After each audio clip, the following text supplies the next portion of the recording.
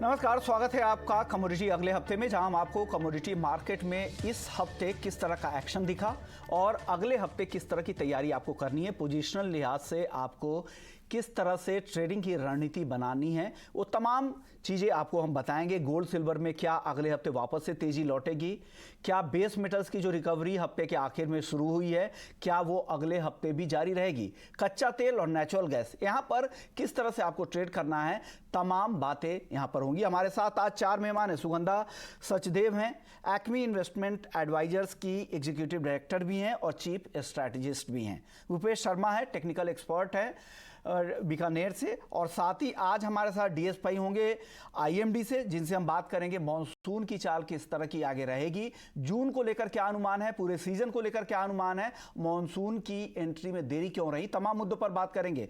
साथ ही हमारे साथ एके सिंह होंगे, डीडीजी हैं, डिप्टी डायरेक्टर जनरल हैं आईसीएआर से, जिनसे हम जानेंगे अनाज उत्पादन को लेकर, पैदावार को लेकर जो अनुमान थर्ड एस्टीमेट जो जारी सरकार की तरफ से किया गया है वो कितना सटीक है, क्या अनुमान के मुताबिक रहेंगे, तमाम मुद्दों पर चर्चा करेंगे। लेकिन चलिए सबसे पहले बाजार की ही बात कर लेते हैं। सबसे पहले बात हम कर लेते हैं गोल्ड और सिल्वर की, क्योंकि हफ्ते के आखिर आते आते यहाँ पर अब रिकवरी दिख रही है। लेकिन अब सवाल ये है, क्या ये रिकवरी अगले हफ्ते भी कंटिन्यू होगी? भूपेश जी, सबसे पहले आप बताइए क्या लग रहा है अगले हफ्ते के लिहाज से, बताइएगा पोजिशनल ट्रेडर्स हैं उनके लिए क्या सलाह देंगे, किस तरह की पोजीशन बनानी चाहिए गोल्ड और सिल्वर में, और किस तरह की चाल अगले हफ्ते रहेगी? जी नमस्कार सर। गोल्ड की बात करेंगे सबसे पहले कि गोल्ड और सिल्वर के ट्रेंड चार्ट के स्ट्रक्चर अभी भी नेगेटिव बने हुए हैं और मुझे लगता है कि गोल्ड में आने वाले दिनों में अभी भी बिकवाली जारी रहेगी। उसके पीछे एक प्रमुख कारण, और मैं दूसरा चार्ट देखकर बोलूं तो डॉलर इंडेक्स का अगर हम लोग चार्ट देखते हैं तो अभी 103.96 पे भाव है और यहाँ से ये बाजार मुझे लगता है कि 104.50 और 105.10 की तरफ जाता दिख रहा है। और इसके इनवर्स कोरिलेशन में देखें तो जब जब हमने देखा है कि जब जो डॉलर इंडेक्स में एक अच्छी तेजी देखने को मिली है, उसकी जस्ट रिवर्स गोल्ड और सिल्वर में एक गिरावट या अन्य कमोडिटीज में एक गिरावट देखने को मिली है। तो मुझे लगता है कि आने वाले दिनों में गोल्ड में अभी भी बिकवाली जारी रहेगी और सिल्वर में भी बिकवाली जारी रहेगी। वहीं लेवल्स की बात करें तो 71,000 के आसपास अभी सिल्वर में बिकवाली करनी चाहिए, जिसमें 71,500 का स्टॉप लॉस रहेगा। और आने वाले वीक में मुझे लगता है कि सिल्वर 70,000 और 69,500 के लेवल्स देखने को मिलेंगे। वहीं गोल्ड में लेवल्स की बात करें तो 59,600 के आसपास अभी दाम चल रहे हैं, यहाँ बिकवाली करनी चाहिए, जिसके स्टॉप लॉस 59,750 के रहेंगे। नीचे में 59,300 और 59,150 के लक्ष्य संभावित रहेंगे आने वाले वीक में। ओके, भूपेश जी के बाद अब सुगंधा जी की राय जान लेते हैं। सुगंधा जी, अगले हफ्ते के हिसाब से गोल्ड और सिल्वर में आपको क्या लग रहा है? जो पोजिशनल नजरिया बनाना चाह रहे हैं उनके लिए क्या सलाह देंगी आप? Good evening wish Mohan. First of all thanks for inviting me on your show. Gold and silver में देखें तो दो मेजर फैक्टर्स प्ले आउट कर रहे हैं। एक तरफ मार्केट काफी हद तक कंसर्न है कि Fed further interest rate hike कर सकता है। जो लास्ट इंटरेस्ट रेट हाइक हुआ था वहां बहुत ज्यादा एक्सपेक्टेशंस बन गई थी कि Fed is already done with its monetary tightening programme, but because अभी अगर हम यूएस के डेटा देखें तो काफी पॉजिटिव निकल के आ रहे हैं। और वहीं अगर हम इन्फ्लेशन को भी देखें तो अभी भी काफी हद तक स्टिकी बनी हुई है। लेबर मार्केट भी काफी हद तक रिजिलियंट है। इसके चलते मार्केट में दोबारा से कंसर्न्स आ चुके हैं कि फेड फर्दर जून में रेट हाइक कर सकता है, और जो इंटरेस्ट रेट कट की भी एक्सपेक्टेशंस थी वो अब पुश डाउन हो चुकी हैं टुवर्ड्स नवंबर और दिसंबर। वहां पर भी ये उम्मीद बन रही है कि ओनली 15 बेसिस पॉइंट का ही रेट कट हो सकता है। सो ये फैक्टर्स गोल्ड के प्राइसेस को काफी हद तक सप्रेस कर रहे हैं। इसके साथ साथ मार्केट की काफी हद तक नजर है डेट सीलिंग की जो नेगोशिएशंस चल रही हैं, इससे जरूर गोल्ड के प्राइसेस को कुछ हद तक सपोर्ट मिला है, बट वहीं यहाँ पर अब काफी प्रोग्रेस हो रही है और इसी वजह से गोल्ड के प्राइसेस में फर्दर प्रेशर देखने को मिला है। और ये जो नेगोशिएशंस चल रही है इसका जो मेजर इम्पैक्ट है वो हम डॉलर इंडेक्स में आते हुए देखे हैं। काफी ज्यादा कंसर्न्स बने हुए मार्केट में कि यूएस माइट डिफॉल्ट, और इसी वजह से डॉलर इंडेक्स में हम काफी ज्यादा स्ट्रॉन्ग सेफ हेवन डिमांड आते हुए देख रहे हैं। So dollar index is considered to be a rival to gold. जो भी safe haven demand है, it might go to gold or it might go to dollar index. So इस time पे डॉलर इंडेक्स को काफी ज्यादा बेनिफिट मिल रहा है और ये फैक्टर कमोडिटी के प्राइसेस को, in fact gold, silver and all base metals, it is suppressing the prices of most of the commodities. अगर हम डॉलर इंडेक्स की तरफ नजर करें तो 101 के लेवल से 104 तक के लेवल्स तक हमने इसको आते हुए देखा है ऑलमोस्ट 2.5 month हाई। सो ये फैक्टर्स गोल्ड के प्राइसेस को काफी हद तक डिक्टेट कर रहे हैं, बट मुझे लगता है प्राइसेस ऑलरेडी काफी करेक्ट कर चुके हैं फ्रॉम द रीसेंट हाइज। जहां अगर हम इंटरनेशनल मार्केट्स में देखें तो 2075 से 2080 का लेवल एक स्ट्रॉन्ग हर्डल की तरह इसने वर्क किया और वहीं से सेलिंग प्रेशर हुए देखा। बट अब मुझे लगता है अगले हफ्ते के लिए prices are very close to their की सपोर्ट लेवल्स, जहां 59,500 से 59,400 एक स्ट्रॉन्ग बाइंग जोन की तरह मुझे लगता है इमर्ज होगा। और वहीं अगर हम इंटरनेशनल मार्केट्स में देखें तो 1935 मार्क पर ounce is acting as a very strong support area. So मेरी एडवाइस रहेगी कि थोड़े और डिप्स मिलते हैं प्राइसेस में towards level of around 59,500 to 400 buying करके चल सकते हैं गोल्ड में। स्टॉप्स रहेंगे 59,100 और हाई साइड में हमारे टारगेट्स रहेंगे 60,200। हैविंग सेड 60,400 to 60,500 एरिया एक स्ट्रॉन्ग हर्डल रहेगा प्राइसेस के लिए। जब तक प्राइसेस इस लेवल के ऊपर फर्दर क्लोजिंग नहीं देते, बहुत ज्यादा तेजी देखने को नहीं मिलेगी। मैं ओवरऑल भी बात करना चाहूंगी, मुझे लगता है अभी गोल्ड के प्राइसेस के लिए कोई बहुत मेजर क्यूज नहीं है जो प्राइसेस को ड्राइव करें। हमने ऑलरेडी फर्स्ट क्वार्टर में एक स्ट्रॉन्ग रैली आते हुए देखी है। मुझे लगता है अभी अगले कुछ दिनों में प्राइसेस एक कंसोलिडेशन फेज में ही रहेंगे, जहां ब्रॉडर अगर हम रेंज की बात तो 58,500 से 61,500 की रेंज मुझे लगता है इमर्ज होगी गोल्ड के प्राइसेस के लिए for the rest of this quarter. और उसके बाद ही थर्ड क्वार्टर में मुझे लगता है वापस से एक स्ट्रॉन्ग मोमेंटम अपसाइड की तरफ बिल्डअप हो सकता है। ओवरऑल आउटलुक इस साल के लिए पॉजिटिव ही है। सो मुझे लगता है जो भी डिप्स मिले प्राइसेस में वो बाइंग की ही अपॉर्चुनिटीज रहेंगी। डिप पे खरीदारी की सलाह कॉल एक बार मैं आपको फिर से बता देता हूँ सुगंधा जी की। गोल्ड 59,400 के लेवल पे आपको खरीदनी है 60,200 के टारगेट के लिए, और 59,100 का स्टॉप लॉस यहाँ पर लगाना है। चांदी 70,200 के लेवल पे खरीदनी है, 69,400 का स्टॉप लॉस लगा ले, और 71,800 पहला टारगेट। फिर दूसरा टारगेट ये दे रही हैं 72,500 के लिए। पोजिशनल ट्रेडर्स के लिए गोल्ड और सिल्वर पर ये राय है। चलिए लेकिन आगे बढ़ते, आज एक और अहम खबर थी, वो है मानसून को लेकर। उस पर बातचीत करने के लिए हमारे साथ डीएस पई साहब हैं आईएमडी से, और साथ ही एके सिंह हैं डीडीजी हैं आईसीएआर का। आप दोनों मेहमानों का स्वागत है। सबसे पहले पई साहब आपसे मेरा सवाल होगा, मौसम को लेकर, इस सीजन को लेकर क्या अनुमान है? पूरे सीजन में कितनी बारिश हो सकती है, और जून महीने को लेकर क्या संभावना बन रही है? हमारा जो अपडेट फोरकास्ट के हिसाब से जो भारतवर्ष में पूरा साउथ वेस्ट मानसून सीजन के लिए जून टू सितंबर for the country as a whole हम लोग नॉर्मल या सामान्य बारिश का संभावना है। क्वांटिटेटिवली 96% लॉन्ग पीरियड एवरेज का। Long period average means last 50 साल का लॉन्ग पीरियड एवरेज है 87 सेंटीमीटर। सो इस साल 96% मिलने की संभावना है with a model error of plus or minus 4%. As far as June is concerned, except for एक थोड़ी सदर्न पेनिनसुला में किसी एरिया में और नॉर्थ ईस्ट में कुछ एरिया छोड़ करके पूरा भारत में मोस्ट ऑफ द एरियाज बारिश कम मिलने की संभावना है। जो सदर्न जो एरिया है, सदर्न एरिया के कुछ हिस्से और उत्तर भारत के कुछ हिस्से जहां पर कम बारिश की संभावना बन रही है। एके सिंह साहब, सरकार ने इस बार बम्पर पैदावार का अनुमान जताया है। मैक्सिमम जितनी भी बड़ी एग्री कमोडिटी है उसके रिकॉर्ड पैदावार की संभावना है। क्या लग रहा है, अनुमान के मुताबिक रहेंगे उत्पादन? निश्चित रूप से ये आंकड़े भारत सरकार तैयार करती है, लेकिन राज्य सरकारों से जो फीडबैक मिलता है उसी के आधार पे ये सभी आंकड़े बनाए जाते हैं। और इसमें जो संस्थान है जो रिसर्च के, उनका भी सरकार विचार लेती है और उनको सबको कैलकुलेट करके बनाती है। और जो भी आंकड़े सरकार ने प्रोजेक्ट किए पीछे के वर्षों में वो लगभग सही निकले हैं। तो इस बार भी कोई डाउट नहीं है कि आंकड़े सही होंगे। और जो 330 मिलियन टन का उत्पादन खाद्यान्नों में लक्षित किया गया वो निश्चित रूप से उत्पादित होगा। गेहूं और धान में मुख्य रूप से बढ़ोतरी देखने को मिली है। दलहन में और तिलहन में भी आप देखेंगे कि काफ़ी वृद्धि है। और मिलेट्स में भी, खास करके जो पोषक अनाज हैं जिसके ऊपर सरकार बराबर जोर दे रही है इस वर्ष, मिलेट ईयर होने की वजह से, उसमें भी वृद्धि का अनुमान है। तो मुझे कोई ऐसी संभावना नज़र नहीं आती है कि इतना उत्पादन न हो, और जैसा आंकड़े भी बताए जा रहे हैं बारिश सामान्य होगी, तो मुझे नहीं लगता कि कोई राय है कि ये कहा जाए कि उत्पादन कम होगा। गेहूं को लेकर चिंता थी, क्या आपको लग रहा है कि अब चिंता नहीं है, इस बार भी बम्पर उत्पादन की उम्मीद रखें गेहूं में? नहीं, एकदम से ही रखें गेहूं तो।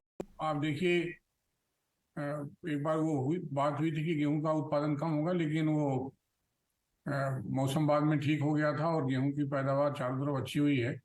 और व्यक्तिगत रूप से भी बहुत जगह जब किसानों से बात होती है तो कहीं से भी कोई कम आंकड़े देखने को नहीं मिले। कुछ पॉकेट्स में थोड़ा सा ओले वृष्टि की वजह से नुकसान हुआ, लेकिन उस बारिश के वजह से सामान्यतः जो दूसरे जगहों पे जहाँ पानी की कमी थी वहां पर भी गेहूं की पैदावार अच्छी हुई है।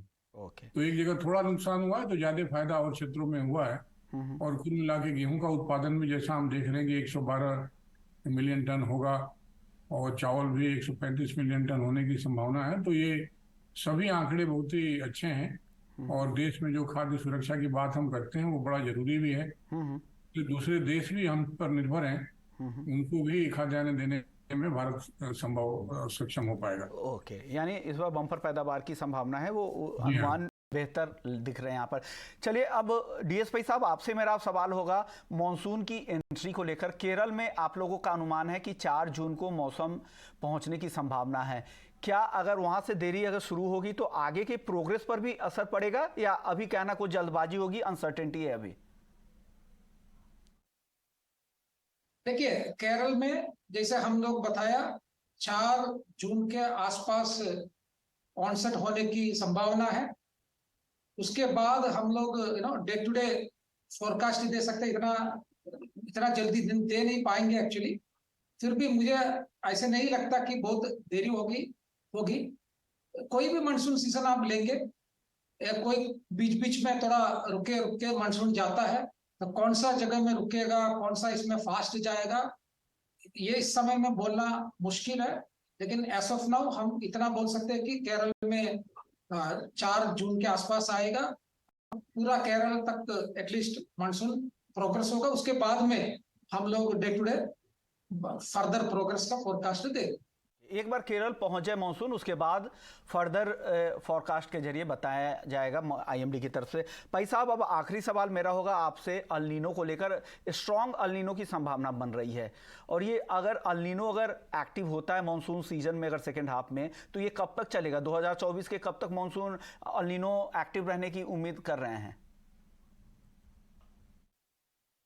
अभी करंटली एनसो न्यूट्रल कंडीशंस है पैसिफिक में, लेकिन सेंट्रल और ईस्ट इक्वेटोरियल पैसिफिक में ऑलरेडी टेम्परेचर 0.5 डिग्री के ऊपर गया है, वो जो एल नीनो का थ्रेशोल्ड बोलते हैं।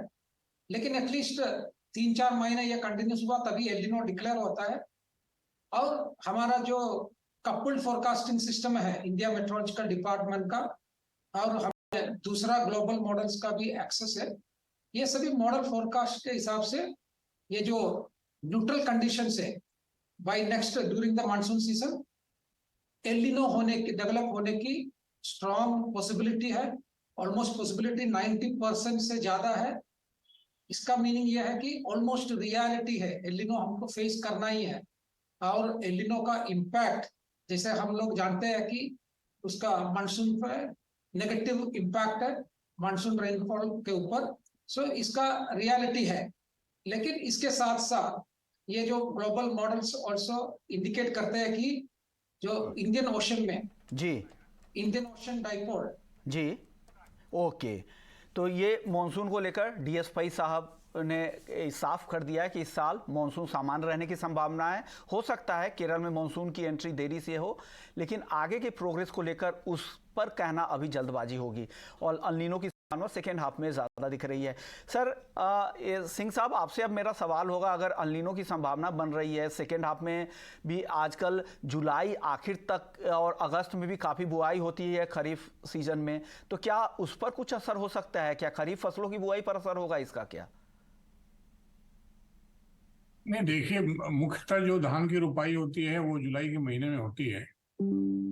जून के लास्ट वीक से लेकर के और पूरे जुलाई भर अलग अलग चाहिए जगहों होगा पे ना करते हैं। कुछ सितंबर के जगह तो अगस्त के महीने में।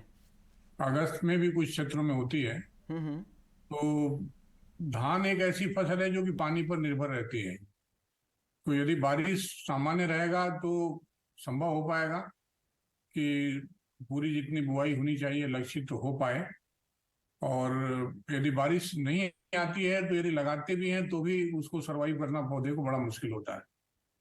लेकिन एक और जो विधि है जो डायरेक्ट सीडेड राइस है, बड़ा तेजी से उसमें क्षेत्रफल बढ़ा है। सीधी बुआई जो धान की करते हैं उसको करके लोग कर सकते हैं। नर्सरी उगाने में ज्यादा समस्या नहीं होती किसानों को। वो तो जो पानी ट्यूबवेल का है उसके ऊपर भी, नहर का पानी उसके ऊपर भी नर्सरी उगा लेते हैं। लेकिन उसके बाद से जब रोपाई होगा तो उस समय बारिश चाहिए और उस समय पौधे को जीवित रखने के लिए भी पानी चाहिए। तो यदि सामान्य पानी हुआ तो धान की खेती में कोई समस्या नहीं होगी। लेकिन जो दूसरी फसलें हैं, खास करके जैसे मक्के की बात हो रही है, मूंग की बात है, उड़द की बात है, तिल की बात है, अरहर की बात है, जो दूसरी फसलें हैं उसका ज्यादा असर नहीं पड़ेगा। थोड़ी बहुत बारिश यदि कम भी आती है तो ओके दूसरे जिन्सों में कोई असर नहीं पड़ेगा जी। ओके शुक्रिया ए के सिंह साहब आपका, भाई साहब आपका, आप लोगों ने वक्त निकाला और मौसम के साथ साथ फसल को लेकर किस तरह की स्थिति बन सकती है आगे उस पर भी अपनी राय रखी। चलिए वापस लौटते हैं और अब सवाल जवाब का सिलसिला शुरू करते हैं। कई सारे दर्शक हैं जो अगले हफ्ते के लिए रणनीति जानना चाह रहे हैं। पहले दर्शक है रूपाराम है जोधपुर से, नेचुरल गैस खरीदे या बेचे और स्टॉप लॉस क्या लगाए? सुगंधा जी बता दीजिए एनजी में क्या करना चाहिए रूपाराम जी को? विश्वमन अगर हम देखें तो वेदर मॉडल्स के जो रीसेंट फोरकास्ट निकल के आ रहे हैं, स्लाइटली कोल्डर वेदर है यूएस के मेजर पार्ट्स में, और इसी वजह से हमने नेचुरल गैस के प्राइसेस पे प्रेशर आते हुए देखा है। बट वहीं अगर हम कल के इन्वेंट्री डेटा की बात करते हैं तो इन्वेंट्रीज में बिल्डअप था but it was slightly less than expectation. So ये फैक्टर सपोर्टिव रहेगा नेचुरल गैस के प्राइसेस के लिए। और अगर वहीं हम यूएस के ड्रिलिंग काउंट्स, नेचुरल गैस के ड्रिलिंग काउंट्स की भी बात करें तो वहां पर हमने एक डिक्लाइन आते हुए देखा है। बट ओवरऑल जो नेचुरल गैस के ड्रिलिंग रिग्स हैं वो अभी भी काफी ज्यादा बढ़ चुके हैं from the recent lodge.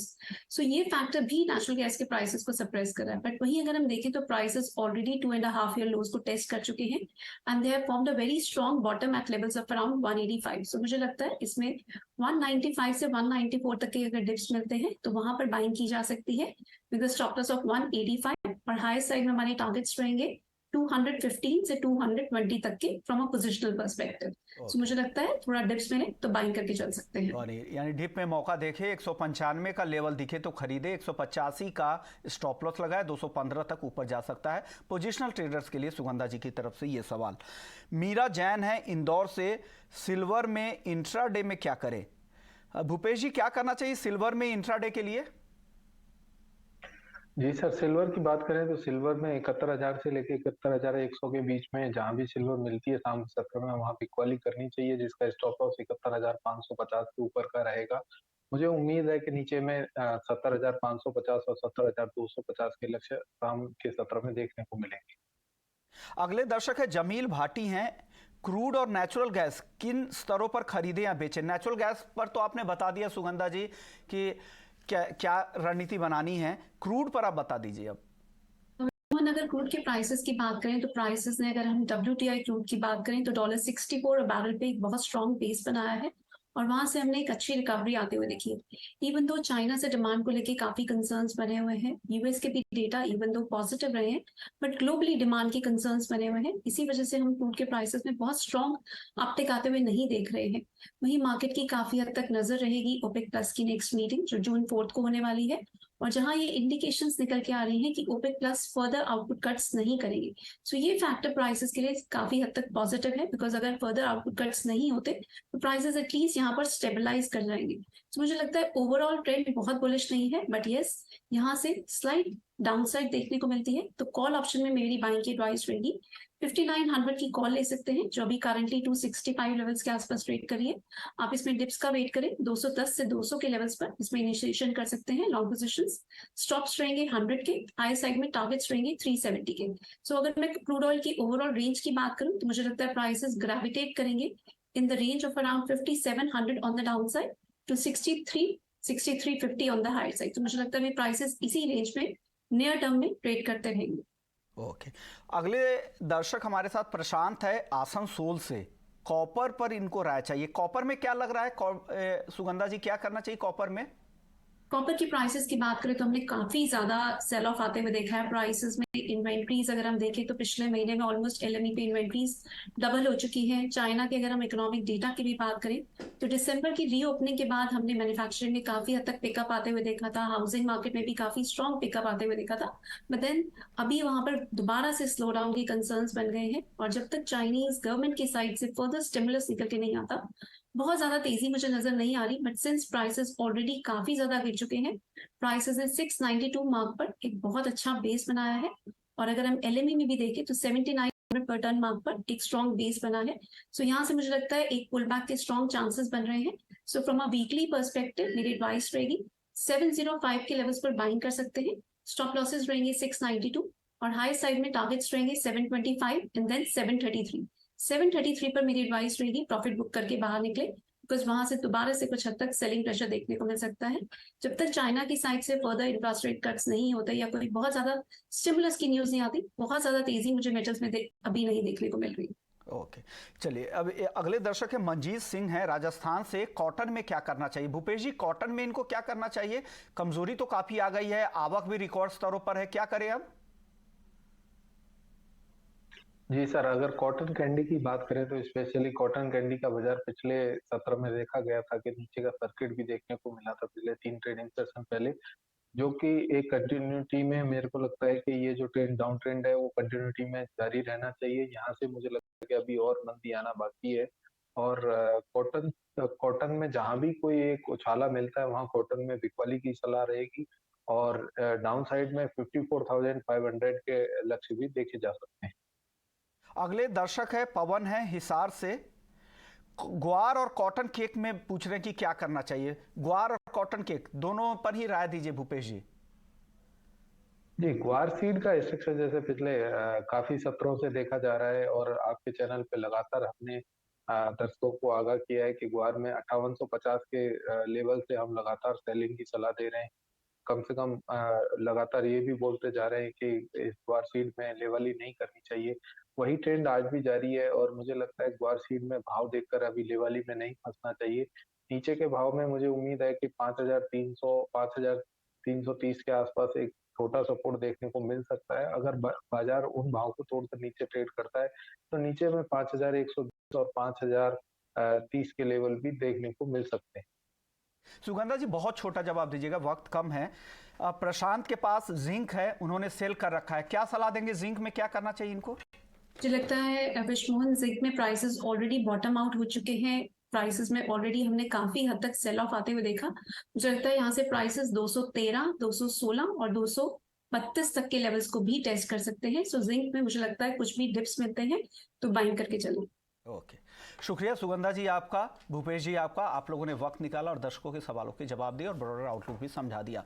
Commodity अगले हफ्ते में फिलहाल इतना ही, लेकिन बाकी खबरों के लिए आप बने रहिए ET नाउ स्वदेश के साथ। नमस्कार।